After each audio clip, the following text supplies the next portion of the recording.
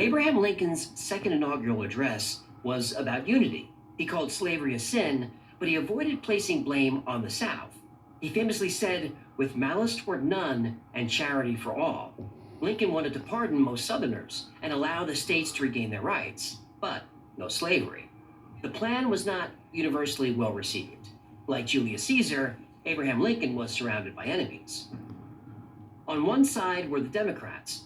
They wanted a quick return to the status quo.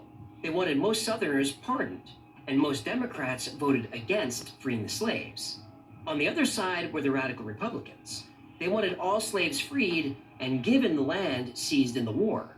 They wanted federal military control of the southern states and harsh punishment. Radical Republicans weren't just in Congress, they were in Lincoln's own cabinet. Secretary of War Edwin Stanton was the most powerful man in America after Lincoln. He controlled the military and all federal law enforcement agencies, but he could not control President Lincoln. Stanton believed showing mercy to the South was a betrayal of everything the Union soldiers died for. Lincoln wouldn't budge, but Vice President Andrew Johnson would. His loyalty was flexible. Stanton could control him and become the real power in Washington. Through his intelligence network, Stanton contacted John Wilkes Booth and gave him everything he needed to kidnap Lincoln. With Lincoln gone, Congress would impeach him, Johnson would step in, and Stanton would control the government. But if the public learned of a coup, it would divide the country. But if Lincoln were kidnapped by a Confederate terrorist, the country would unite, behind Johnson, essentially behind Stanton.